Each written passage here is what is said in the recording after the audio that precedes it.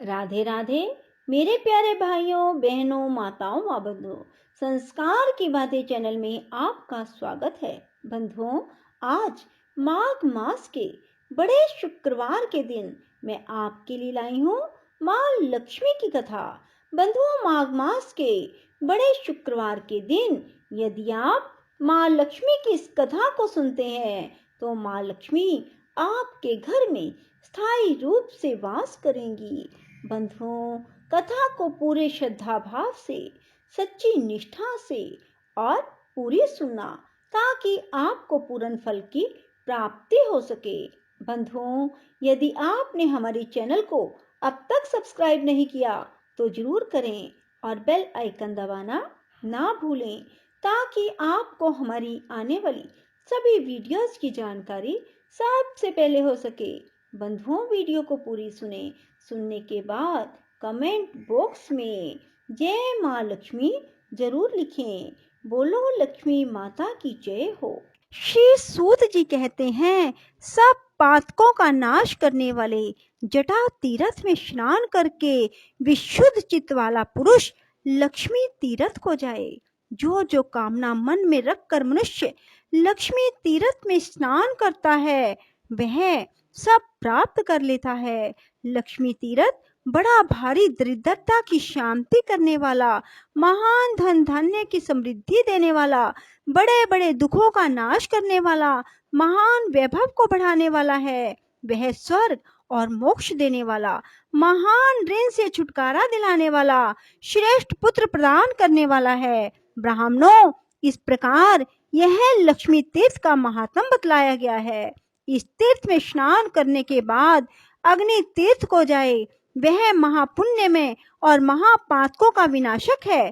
पूर्व काल में रावण को उसकी सेना सहित मारकर विभीषण को लंका का राजा बनाकर दशरथ नंदन श्री रामचंद्र जी जब सीता और लक्ष्मण के साथ सेतु मार्ग से गंधमादन पर्वत पर आए तब लक्ष्मी तीर्थ के किनारे ठहरकर उन्होंने देवताओं, ऋषियों और पितरों के समीप वहां अग्निदेव का आवाहन किया। तब लक्ष्मी तीर्थ से कुछ दूर पर अग्निदेव महासागर से ऊपर उठे और मानव रूपधारी श्री रघुनाथ जी को देखकर इस प्रकार बोले, राम, राक्षसों को भय देने वाले महाबाहु श्री राम, आपने जो रावण का वध किया है वह जानकी जी के पातिव्रत्य धर्म के बल से ही संभव हुआ है। यह बात सत्य है, सत्य है, सत्य है। ये साक्षात जगन माता लक्ष्मी है। इन्होंने लीला के लिए मानव शरीर धारण किया।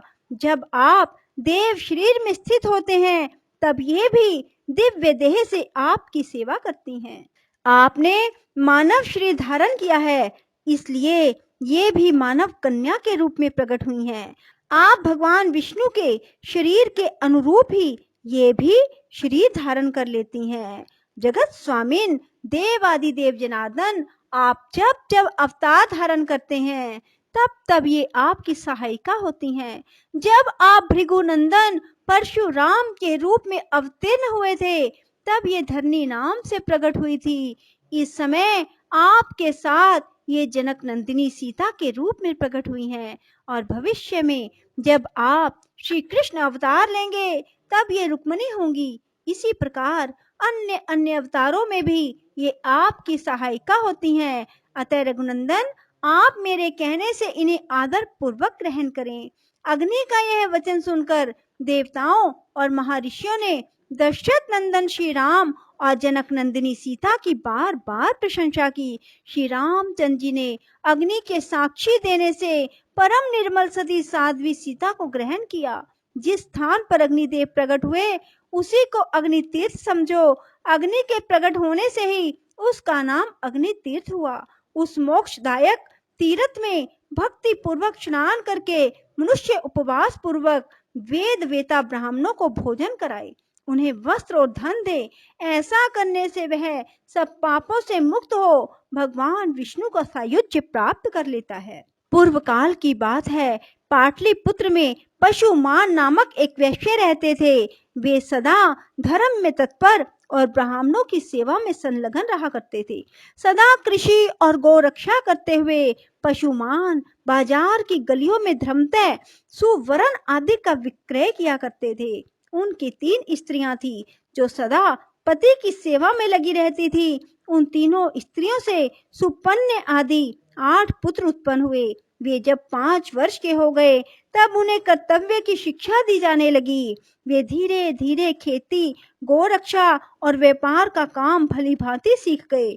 सुपन्य आदि 7 पुत्र पिता की बात सुनते और पशुमान जो कहते उस कार्य को तत्काल पूरा करते। उन्होंने सोने के कारोबार में भी अत्यंत कुशलता प्राप्त कर ली। किंतु वैश्य का 8वां पुत्र दुष्पन्य बचपन से ही खोटे मार्ग पर चलने लगा। वह पिता की बात नहीं सुनता था। दुष्पन्य बाल्यकाल से ही बालकों को सताया करता था। पशुमान ने उसे दुष्कर्म परायण देखकर भी यह नादान है ऐसा कहकर उसकी उपेक्षा कर दी। तदंतर वैश्य के 8 पुत्र युवा अवस्था को प्राप्त हुए। 8वां पुत्र दुष्पन्य नगर के बालकों को दोनों हाथों में पकड़ लेता और कुआं, नदी या तालाब में फेंक देता। उसके इस दुष्ट चरित्र को कोई नहीं जानता था। जल में उनका शव देखकर लोग उनका संस्कार करते थे। तब पुरवासियों ने आकर राजा से यह वृतांत निवेदन किया। उसका वचन सुनकर राजा ने ग्राम रक्षकों को बुलाया और आज्ञा दी, बालकों की मृत्यु का क्या कारण है इसका पता लगाओ। ग्राम रक्षक बालकों के मारे जाने के रहस्य का पता लगाने लगे, किंतु बहुत खोज करने पर भी उन्हें उन बाल घात का पता नहीं लगा। वे डरते हुए राजा के पास गए, बोले, महाराज, हम बहुत खोज करने पर भी यह ना जान सके कि कौन इस नगर में रहकर निरंतर बालकों की हत्या करता है। तदंतर किसी समय वह वैश्य बालक अन्य 5 बालकों के साथ कमल निकाल कर ले जाने के बहाने सोवर के निकट गया। वहां उसने उन बालकों को जबरदस्ती पकड़कर पानी में डुबो दिया। वे बालक चीखते चिल्लाते रहे तो भी उस क्रूर आत्मा ने उन्हें कंठ तक पानी में ले जाकर डुबो दिया। उन सब को मरा हुआ जानकर दुष्पन्य शीघ्र अपने घर को चला गया। उन 5 बालकों के पिता अपने पुत्रों को नगर में ढूंढने लगे। वे 5 बालक अधिक छोटे नहीं थे। पानी में डाल देने पर भी वे मर ना सके। धीरे धीरे सरोवर के किनारे आ गए और वहीं घूमते रहे। इतने में ही अपने बंधुओं द्वारा नाम ले लेकर पुकारने की आवाज उन्हें दूर से सुनाई दी। तब उन्होंने भी जोर से बोलकर उत्तर दिया। बालकों की आवाज सुनकर उनके पिता सरोवर के तट पर गए। वहां उन्हें जीवित देखकर उन सबको बड़ा हर्ष हुआ। फिर पिता ने पूछा, तुम्हारी दशा क्यों हुई? तब बालकों ने दुष्पन्य के उस दुष्कर्म का वृतांत अपने बंधुओं को कह सुनाया। यह बात जाकर पूर्ववासियों ने राजा को इसकी सूचना दी। राजा ने पशुमान को बुलाकर कहा, पशुमान, यह नगर बहुत से बालकों से भरा पूरा रहा है, किंतु तुम्हारे दुरात्मा पुत्र ने इसे प्राय सूना कर दिया। अभी अभी इन बालकों को उसने जल में डुबो दिया था, परंतु दैव योग से जीवित निकल आए। बताओ इस समय क्या करना चाहिए? मैं तुम्ही से पूछता हूँ, क्योंकि तुम सदा धर्म में तत्पर रहते हो। राजा के ऐसा कहने पर धर्मज्ञ पशुमान ने कहा, राजन, जिसने सारे नगर को सूना कर दिया वह वध के योग्य है। इस विषय में कुछ पूछने की बात नहीं। यह अत्यंत पाप आत्मा मेरा पुत्र नहीं, शत्रु ही है, जिसने इस नगर को बालकों से खाली कर दिया। उस दुष्ट के उद्धार का मुझे कोई उपाय नहीं दिखाई देता।